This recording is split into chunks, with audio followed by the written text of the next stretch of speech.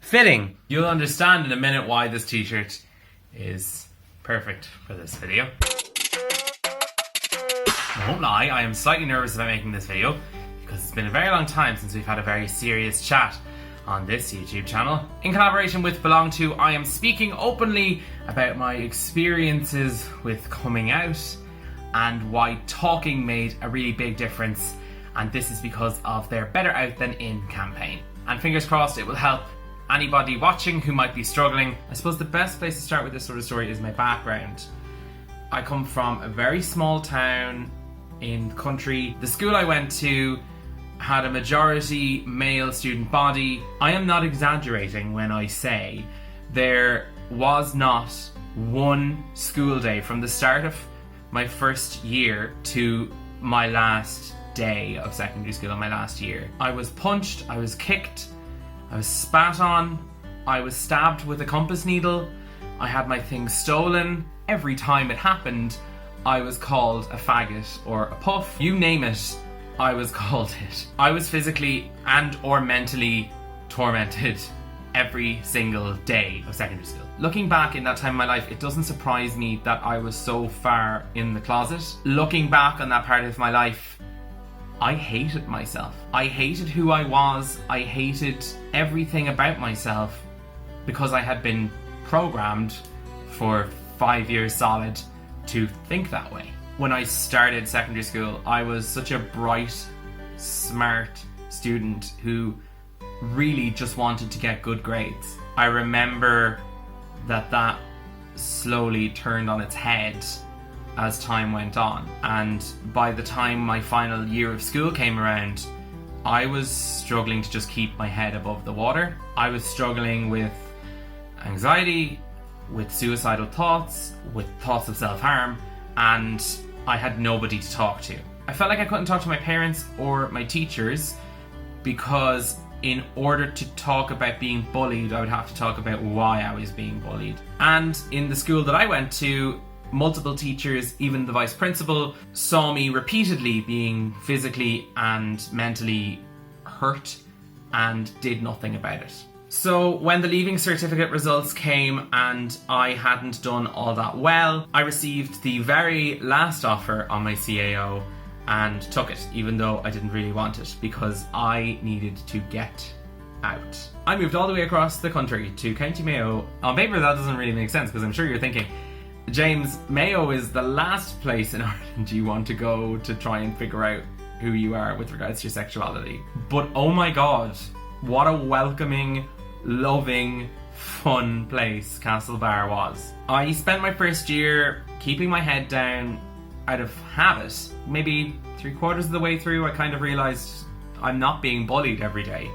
This is great. Halfway through my second year, I'd met some friends on the internet through blogging and had been able to open up to them in anonymity about my sexuality, which felt fantastic. But there was always this little bit missing because it wasn't in person. It wasn't a person I really knew. It wasn't one of my real life friends. For me, it felt like there was still something missing. I remember texting one of my friends who lived on the other side of the country at the time, Fiona, and telling her. And she was the first person I knew in real life who I had told. It was by text message and she was so incredibly supportive. But once again, there was still this big piece for me missing. I felt like it still hadn't happened. It still didn't feel right because it hadn't been in person. Fiona suggested I immediately go and talk to one of our mutual friends who lived quite close to me, Steph. I remember it was like a Tuesday night. It was 11:30, midnight.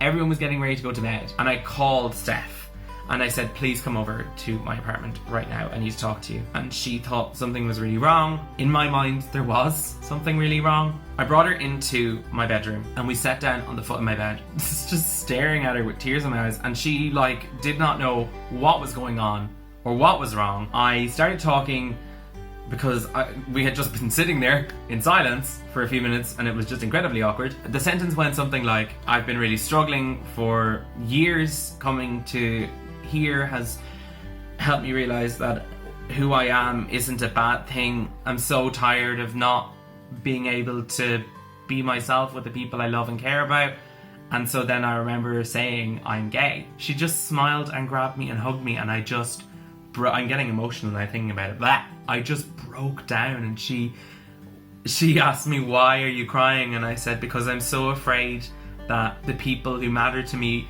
won't accept me. And she said, if the people in your life don't love you for who you are, they're not meant to be in your life. It's been nearly 10 years since we had that conversation, and I still echo that in my head nearly every day. If I were to describe how I felt before versus after, there aren't words. The weight that left my shoulders, my back, my stomach, my leg, my body, it felt like I was floating. That night I slept the best I had ever slept. That next morning I woke up and cried out of happiness, relief. I cannot emphasize enough how important talking to someone was. And with every friend I told after that, it got easier and life got better.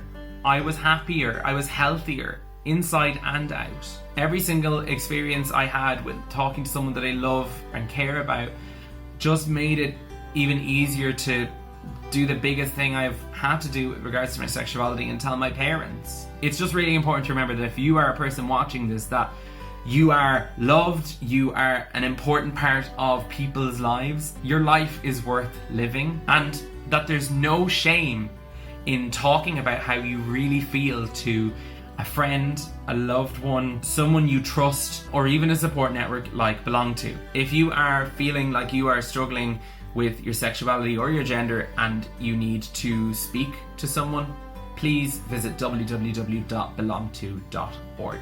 I am very proud of my sexuality.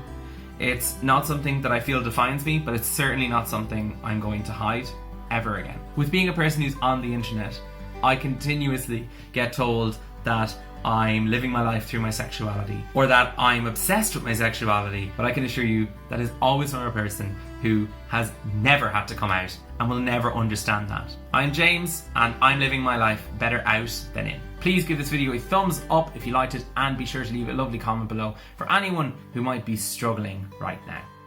As part of Belong To's Better Out Than In campaign, myself and a group of other lovely YouTubers have all made videos just like this one, so I'm going to leave a link to a playlist with all those videos down below, and please make sure to visit Belong To at www.belongto.org.